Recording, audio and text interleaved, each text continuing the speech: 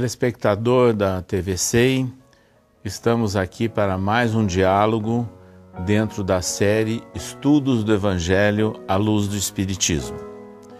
No dia de hoje, nós estaremos entrevistando o Flávio Rey de Carvalho, que é um dos colaboradores do curso que vem sendo desenvolvido na sede da Federação Espírita Brasileira sobre o Evangelho segundo o Espiritismo. Neste curso, que tem a duração de 1 ano, e aliás cujo programa se encontra inclusive divulgado, publicado no portal da FEB, que é o www.febnet.org.br, nós seguimos a sequência dos capítulos do Evangelho segundo o Espiritismo, de Allan Kardec. Mas fazemos de tal maneira que na dinâmica, na metodologia do curso, nós adotamos a proposta do estudo minucioso do Evangelho, que foi desenvolvido por Honório Onofre Abreu, que foi presidente da União Espírita Mineira. Principalmente no seu livro Luz Imperecível, nós encontramos ali toda uma orientação para aprofundarmos, em cada versículo do Evangelho. Assim, nós temos, no estudo do Evangelho segundo o Espiritismo, nós escolhemos um versículo-chave e esse versículo ele é estudado utilizando essa metodologia.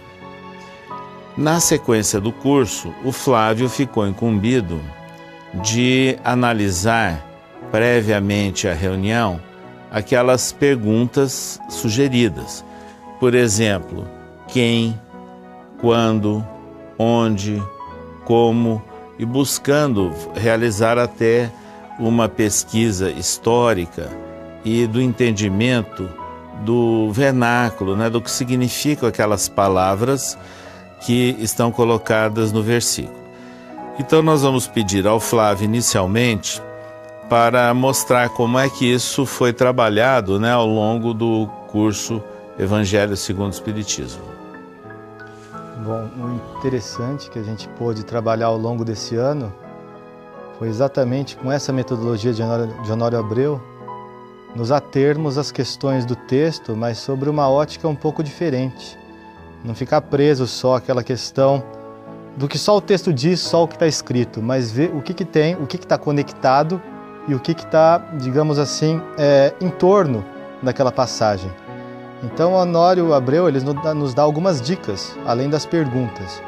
Ele fala que quando a gente estuda o Novo Testamento, ou as passagens evangélicas, nós devemos sempre ter, digamos assim, em mente a questão do cuidado lexical, ou seja, entender o significado de palavra por palavra do que está contido naquela passagem. O sentido da palavra dentro da frase. E como, digamos assim, isso está construído e coordenado dentro da frase. E uma outra coisa que ele fala também é que nessas palavras aparecem também cargos, funções que eram exercidas por pessoas na época. Então a gente tem o publicano, tem o fariseu, tem o escriba e por aí vai.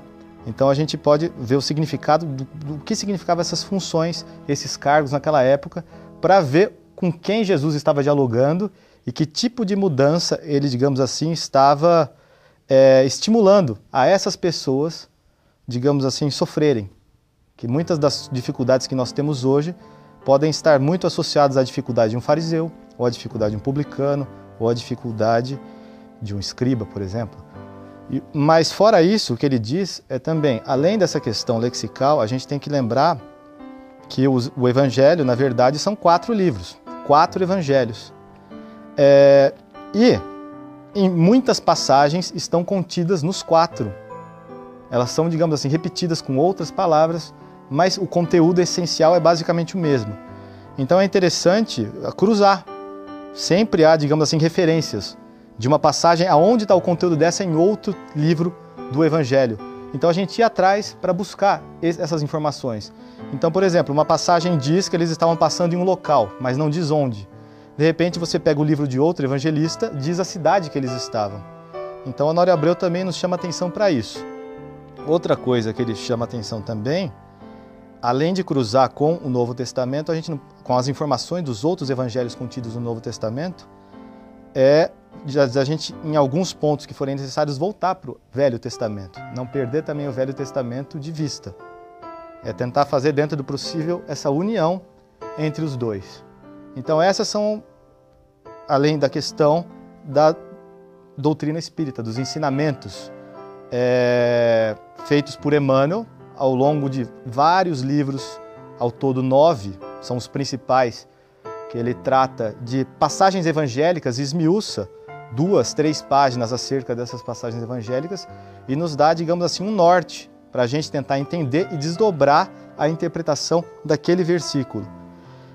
E a questão do Evangelho segundo o Espiritismo, onde há tanto a interpretação de Kardec quanto as instruções dos Espíritos, que também nos auxiliam a entender as lições do Evangelho sob um ponto de vista da essência, do ensinamento essencial. Então essas são algumas diretrizes gerais. Fora isso, há aquelas perguntas que Honório Abreu nos sugere, que nós perguntemos sempre ao texto, que é a questão do quem, do quando, do onde, do como. Então, em linhas gerais, o quem vai estar muito vinculado assim.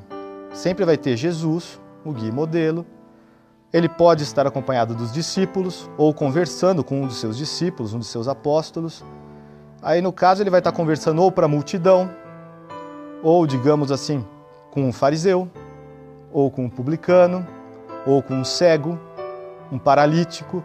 E ele sempre tem convites, digamos assim, a fazer essas pessoas, estimular mudanças nessas pessoas. E o interessante é a gente buscar estabelecer esse elo de empatia, ver que tipo de sentimento está envolvido naquela passagem, que a gente possa, digamos assim, sentir a mesma coisa. Se a gente sente alguma coisa, é sinal que aquele texto tem alguma coisa a dizer para nós. Então a gente nos colocarmos, no caso, no lugar da pessoa e nos questionarmos, por exemplo, será que estamos cegos? Será que nós não estamos, digamos assim, abertos para os novos ensinamentos?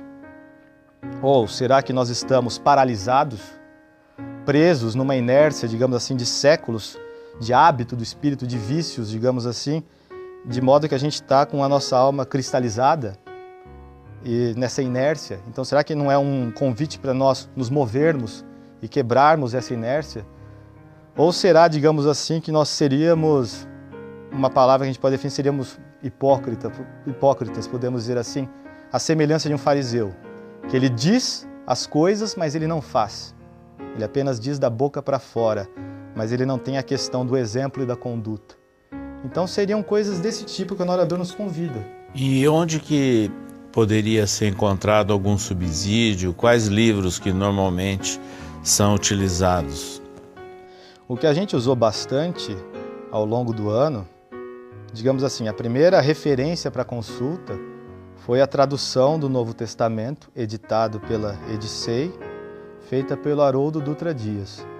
Nesse livro há uma série de notas de rodapé, dando informações lexicais, dando essa informação de cargos e funções, informações geográficas, informações, digamos assim, até natureza das plantas que tinham naquela época, pesos, medidas e por aí vai. Então a primeira referência que a gente usa é sempre essa tradução onde o Haroldo acrescentou essas notas de rodapé.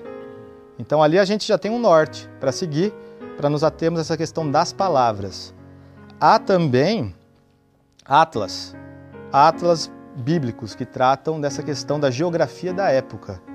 Nós usamos muito um atlas chamado Vida Nova. Esse é um que a gente usou ao longo do ano também. Nele tem mapas, digamos assim, relacionados ao cristianismo ao longo de sua história. No caso, a gente pegou esse mapa, esse contexto na época da Palestina, no tempo de Jesus. Outra questão, um dicionário bom que a gente usou também, é o do John Davis, o dicionário bíblico, que ali tem informações, digamos assim, das mais variadas, palavra por palavra, e tem textos, versículos compridos, verbetes compridos, podemos dizer assim, ricos em conteúdo, para a gente entender a tradição, até qual era a tradição das pessoas naquela época. Porque às vezes não é só entender o significado da palavra, mas ver com o que ela estava articulada. Então, o significado, por exemplo, da palavra prece, o que era prece na época, ou a palavra oferenda, o que era oferenda, onde era feita, como era feita, por que era feita, e por aí vai. Então, essas, sobretudo, foram as obras básicas, além das obras de Emmanuel. A série Fonte Viva, publicada pela FEB, foi uma referência bastante utilizada, porque ali você tem o Emmanuel comentando passagens. Ele pega um trecho e discorre por, em média, 2 páginas para cada versículo. É assim, ali ele nos dá esse caminho, esse norte de como a gente chegar à essência desse ensinamento. O que esse ensinamento tem para nos dizer? Então, em linhas gerais, em termos de obras de referência que nós utilizamos, foram essas, basicamente. E, logicamente, também o Luz Imperecível, do Honório Abreu. Sim, o Luz Imperecível ele foi essa questão, essa referência até epistemológica, né? A questão de como você construir um conhecimento, como você acessar esse conhecimento. Então, ele foi a nossa referência epistemológica, metodológica até, para a gente tentar elaborar esse conhecimento, acessar esse conhecimento. E lá ele também tem uma série de capítulos onde ele discute também versículos, até em sequência, muitos desses versículos, aplicando exatamente essa metodologia do quem, do quando, do como, do onde, só que de uma maneira até articulada. Muitas vezes ele não fica preso a uma pergunta isolada. Quem é isso? O como é isso? Não. Tudo isso está articulado. Em todos esses pontos, a gente pode usar Emmanuel, por exemplo. A gente pode usar Emmanuel para entender o quem, para entender o como, para entender o quando, o onde e por aí vai. É interessante. Então é bom a gente frisar que não há um momento inicial dedicado ao estudo do Evangelho segundo Honório Onofre Abreu e outro segundo Emmanuel. Não. Na verdade é tudo articulado. O Honório Abreu, na verdade, ele construiu e apresentou uma ferramenta que a gente usa associado ao conhecimento que Emmanuel nos forneceu em seus livros. Então são 2 coisas que caminham juntas. Então a gente tem que ter sempre esse cuidado de não é o momento do Honório, depois o momento de Emmanuel e, digamos assim, das interpretações de Kardec e das instruções dos Espíritos. Não, é tudo articulado. E dá para usar, inclusive, muitos pontos, o caminho da luz nos esclarece também. A questão de Jesus, quem é Jesus, o papel dele, o que era esperado do Evangelho, qual era o papel do Evangelho, entre outras informações. Agora, no desenrolar do curso, usando essa metodologia, isso pareceu difícil aos participantes? Ficaram inibidos ou não? Pois é, houve exatamente isso que a gente acabou de falar. Houve inicialmente essa tendência em separar o estudo em 2 momentos. Então, muitas pessoas ficam assim, eles tratam como se fosse o Honório Abreu fosse um momento introdutório e até propedêutico, para depois a gente partir para uma segunda parte que seria ligado aos conhecimentos espirituais, vamos dizer assim, com Kardec e com Emmanuel. E na verdade não é. Na verdade é uma coisa só. Então a gente tem que ter, quando a gente vai estudar um versículo, o que eu pude perceber é que a gente tem que ter essas perguntas dele sempre no horizonte. Até como o nosso pano de fundo. O quem, o quando, o como, o onde, por exemplo. Mas todas elas, a gente não pode colocar cada uma numa gavetinha. Agora a gente vai abrir a gavetinha do quem. E vamos ficar preso no quem. Não. Agora a gavetinha do como e fecha a gaveta do quem. Não. Na verdade, você pode abrir as gavetas simultaneamente, uma mais, uma menos, voltar para a primeira gaveta. É uma coisa toda articulada e as fronteiras são fluídas. A maior dificuldade foi essa até, que eu senti das pessoas, é as pessoas, por exemplo, buscarem essas informações em Emmanuel. Porque Emmanuel eles usaram muito naquele ponto da questão do estabelecimento da empatia com o texto do Evangelho. Ou seja, a gente tentar sentir o que está escrito no texto. Então as pessoas recorreram muito no Emmanuel para isso, para tentar trazer o texto evangélico aos dias de hoje. Mas o Emmanuel dá para ser usado para muito mais. Além disso, ele pode ser usado, como eu já disse, para entender tanto quem, quanto como, quanto onde, quanto, enfim, essas questões articuladas que nos ajudam a entender o Evangelho. Bom, como nós estamos falando sobre estudo do Evangelho, a metodologia que tem sido utilizada no curso do Evangelho segundo o Espiritismo na FEB e que tem sido tratado, inclusive, aqui nessa série, né? Estudos do Evangelho à luz do Espiritismo, existe uma relação muito grande, como foi citado, com as obras de Emmanuel. Agora, no livro Paulo e Estevão, nós temos também algumas orientações, né, que o Espírito Emmanuel apresenta. O que você poderia citar, destacar desse livro Paulo e Estevão relacionado com o estudo do Evangelho? O interessante do livro Paulo e Estevão é que, além dele fornecer todo o contexto histórico e dar elementos para a gente entender toda essa questão do quando, do onde, do como, quem que fez, fornecer subsídios para essas perguntas que o Honório Abreu nos fez, para nós encontrarmos resposta, sobretudo em relação à elaboração de como foi feito esses evangelhos, ele nos dá também algumas diretrizes, de uma forma, digamos assim, não tão explícita, porque Emmanuel ele é muito sutil, ele não quer, digamos assim, enquadrar a gente num modelo, numa regra e congelar, cristalizar a nossa percepção naquilo, não. Então ele dilui no texto, em frases, às vezes tem detalhes, e a hora que você vai juntando esses detalhes, dá um ensinamento.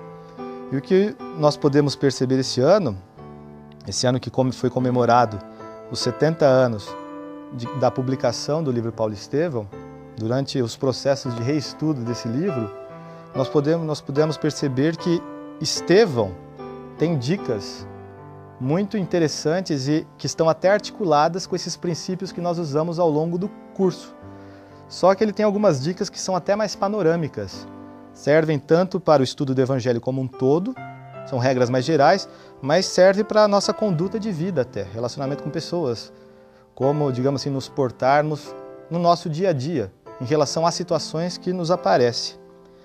E essas dicas, essas diretrizes, podemos dizer assim, o que pode ser percebido é que elas estão no capítulo 5 da primeira parte, que se chama A Pregação de Estevão. Nesse capítulo é interessante que é quando há aquele embate entre Saulo e Estevão na Igreja do Caminho, aquela igreja dos primeiros cristãos, os cristãos primitivos, em Jerusalém. E naquele dia era a pregação de Estevão. E na verdade houve ali um embate, um confronto entre dois modelos, dois paradigmas. E é exatamente esses dois modelos que a gente vai perceber que é de onde Saulo vai mudar para Paulo, vai ser esse processo que vai ser descrito no livro. Então, de um lado a gente tinha Saulo, que era a personificação do orgulho e da arrogância. E do outro a gente tinha Estevão, era o outro ponto, o outro extremo, que era a personificação, por sua vez, da humildade e da simplicidade. Então, o que a gente percebe, esse foi o primeiro contato de Saulo com essa experiência. E foi para ele um contato, digamos assim, catastrófico no bom sentido. No bom sentido dele se livrar, dele começar, digamos assim, a ficar incomodado com aquele homem velho que residia dentro dele. Aí quando Jesus apareceu para ele, Emmanuel descreve que Saulo foi ferido de morte.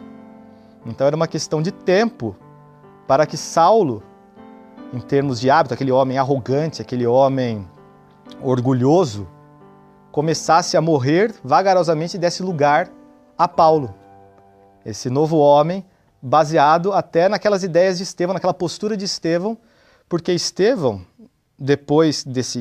futuramente, logo depois que ele foi, digamos assim, lapidado, foi apedrejado, depois ele se tornaria o mentor espiritual de Saulo nesse processo de mudança para Paulo.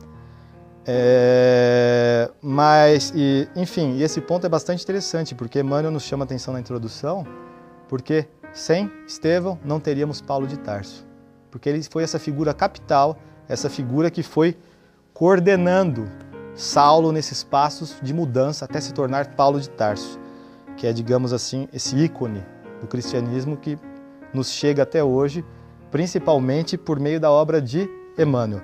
Mas voltando à questão das diretrizes, o interessante é quando tem esse embate entre os dois no ano de 35, Saulo foi lá como doutor da lei, representante do Sinédrio, para, digamos assim, destruir Estevão e até, digamos assim, condená-lo e acabar com aquela atividade de pregação que ele denominava de ideias perigosas contra a lei mosaica, a lei de Moisés. E o que aconteceu é que durante esse embate, Saulo atacou assim ele com bastante firmeza, bastante veemência, porque ele acreditava piamente naquela questão da defesa da lei de Moisés. E o que aconteceu é que Estevão, em momento algum, ele, digamos assim, ele deu a resposta na mesma moeda. Não. Em todo momento ele ofereceu a outra face, conforme dizia os textos de Levi, que é Mateus, que é o texto que ele havia estudado antes de fazer essas pregações. Então a gente pode perceber que ele dá 3 diretrizes, que seriam, em linhas gerais, arguir a si próprio, esclarecer dentro das próprias possibilidades e a questão do evitar discussões e discórdias. Então, o que nós sublinhamos esses trechos para, digamos assim, para destacar como que Estevão respondia, por exemplo, diante dos ataques de Saulo. Então, frente ao primeiro ataque, ele respondeu assim: se não vos falei como desejáveis, falei como o Evangelho nos aconselha, arguindo a mim próprio na íntima condenação de meus grandes defeitos. Então a gente vê aqui aquela questão de você puxar o texto para você. Quando a gente está lendo o Evangelho, a gente tentar estabelecer esse elo da empatia e tentarmos nos colocar na situação das pessoas. Para esse texto criar, digamos assim, um link, uma conexão com a gente. Então o arguir a si próprio é uma questão individual. Nem sempre a gente vai agradar os outros, como Estevão nos disse. Se não vos falei como desejáveis, falei como o Evangelho nos aconselha, arguindo a mim próprio na íntima condenação de meus grandes defeitos. Então a gente pode até identificar os nossos defeitos, comparando com essas pessoas. Então esse seria, digamos assim, em linhas gerais, o primeiro item. E Honório Abreu nos explica, sobretudo no livro Luz Imperecível, quando a gente lê a pergunta quem, a resposta está bem casada com isso. Apesar de não haver uma referência explícita, mas a gente pode ver que a explicação dele nos ajuda a entender a diretriz de Estevão. O outro ponto levantado por Estevão seria esse de esclarecer dentro das próprias possibilidades. Então ele disse, respondendo a Saulo: no tocante ao Evangelho, já vos ofereci os elementos de que podia dispor, esclarecendo o que tem ao meu alcance. É interessante isso porque, novamente, volta à questão dos limites individuais. Nem todo mundo acessa o Evangelho da mesma forma e entende na mesma extensão e na mesma profundidade. O que Honório Abreu costumava dizer, eu ouvi por aí, é que o estudo do Evangelho é como se fossem as pessoas entrando cada um com a sua candeia em uma sala escura. A candeia de uma pessoa está focada num objeto, a de outra pessoa está focada em outro. A de um tem a luz mais forte, ela, digamos assim, ela ilumina um leque mais amplo, mas sem muita profundidade. A do outro tem um foco específico que pega a coisa a fundo. Então vê a sala no seu fundo ou vê o conteúdo em toda a sua profundidade. Então seria nesse sentido. E é interessante a gente lembrar novamente de Emmanuel. No livro Caminho, Verdade e Vida, na introdução que ele fez a esse livro, ele diz que o estudo do Evangelho é como se fosse um colar de pérolas. Então são pérolas que a gente vai colecionando ao longo das existências até formar esse colar. Então muitas vezes a gente está nessa vida para coletar uma dessas pérolas, um ensinamento do Evangelho. Na próxima vida, outro. E na sequência das existências, ao longo da nossa jornada evolutiva e espiritual, a gente vai colecionando uma a uma essas pérolas ou esses ensinamentos contidos no Evangelho. E é um processo longo, um processo que ele diz que até que não é fácil, mas é um processo que ele nos diz para ter paciência, para ter sempre essa visão do horizonte, que de pérola em pérola, a gente um dia vai chegar a formar esse colar. É interessante a gente também ver que em outro texto Emmanuel nos diz acerca desse processo também de assimilação das ideias do Evangelho, que ressalta também esse processo individual de cada um, que é no livro Renúncia. Então ele nos fala da questão do conhecer, do meditar, do sentir e do viver. Então, primeiramente, a gente tem que conhecer o texto, estar familiarizado com o seu conteúdo, para depois refletir sobre esse conteúdo. E depois, a gente sentir, está no âmbito do sentimento, para poder vivenciar. Então, seria, em linhas gerais, isso, um processo longo, que ele explica também nesse livro. Mas a gente não pode perder a esperança, é outro ponto que ele nos chama. E é interessante também um outro ponto que Estevão nos destaca, que é a questão de nós evitarmos discussões e discórdias, que é o que Jesus sempre chamava atenção em seus ensinamentos. Então ele nos diz: Jesus teve a preocupação de recomendar a seus discípulos que fugissem do fermento das discussões e das discórdias. Eis porque não será lícito perdermos tempo em contendas inúteis, quando o trabalho do Cristo reclama o nosso esforço. Então, na verdade, o Evangelho é um instrumento para nos modificar o nosso interior. Digamos assim, para nós ararmos o nosso interior, o nosso campo sentimental. E não, digamos assim, um elemento para reforçar a questão do ego e do egoísmo, nessas brigas, nessas discussões. Mas não, é um instrumento para incentivar a fraternidade, a humildade, a conciliação entre as pessoas e justamente essa troca de ideias para entender o conjunto, para todo mundo chegar a um conhecimento que possa ajudar todos, cada um na sua individualidade, mas todos unidos por esse espírito de fraternidade. Assim, telespectador da TVC, nós tivemos a oportunidade dessa entrevista com o Flávio, falando sobre o estudo do Evangelho segundo o Espiritismo na FEB. E, além das obras que ele citou, nós queremos destacar que a revista Reformador tem trazido matérias sobre o tema. Assim, na edição do mês de agosto de 2012, há um artigo sobre as recomendações de Estevão, há pouco citadas. E na edição de Reformador do mês de novembro de 2012, há também um artigo sobre essa metodologia do estudo do Evangelho que tem sido adotada pela FEB. Assim, fica mais esse convite e mais essa sugestão de subsídio a você, telespectador da TVC.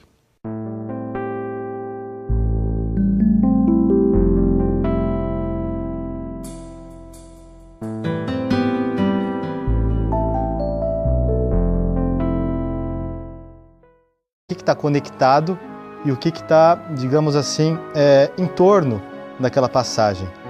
Então, Honório Abreu ele nos dá algumas dicas, além das perguntas.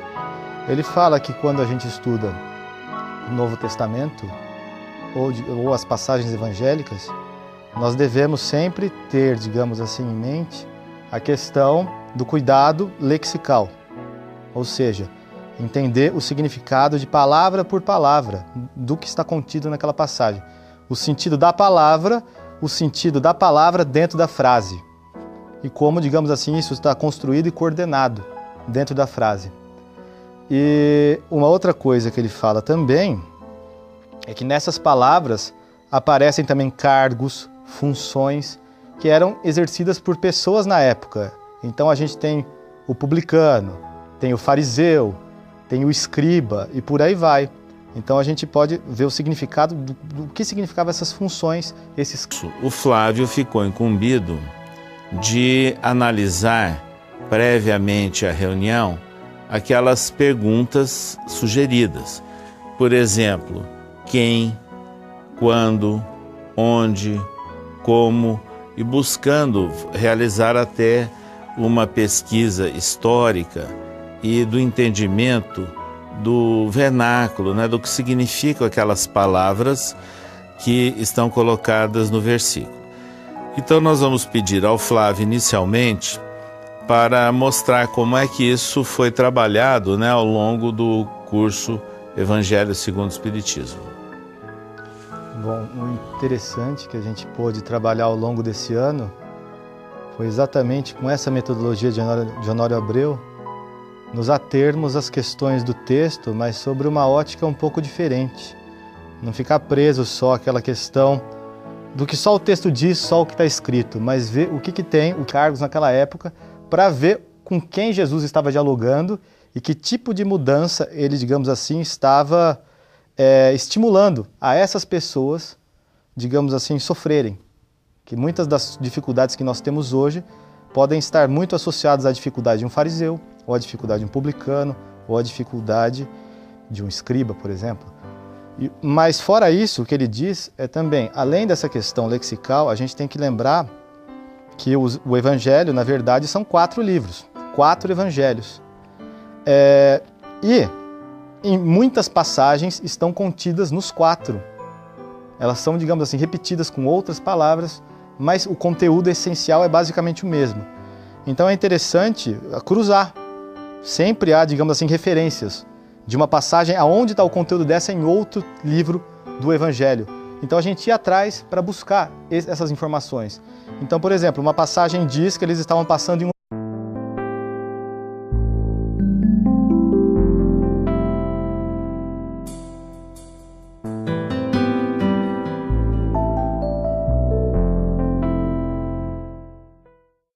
Telespectador da TV SEI, estamos aqui para mais um diálogo dentro da série Estudos do Evangelho à Luz do Espiritismo. No dia de hoje, nós estaremos entrevistando o Flávio Rei de Carvalho, que é um dos colaboradores do curso que vem sendo desenvolvido na sede da Federação Espírita Brasileira sobre o Evangelho segundo o Espiritismo. Neste curso, que tem a duração de 1 ano, e aliás cujo programa se encontra inclusive divulgado, publicado no portal da FEB, que é o www.febnet.org.br, nós seguimos a sequência dos capítulos do Evangelho segundo o Espiritismo, de Allan Kardec. Mas fazemos de tal maneira que na dinâmica, na metodologia do curso, nós adotamos a proposta do estudo minucioso do Evangelho, que foi desenvolvido por Honório Onofre Abreu, que foi presidente da União Espírita Mineira. Principalmente no seu livro Luz Imperecível, nós encontramos ali toda uma orientação para aprofundarmos, em cada versículo do Evangelho. Assim, nós temos, no estudo do Evangelho segundo o Espiritismo, nós escolhemos um versículo-chave e esse versículo ele é estudado utilizando essa metodologia. Na sequência do curso,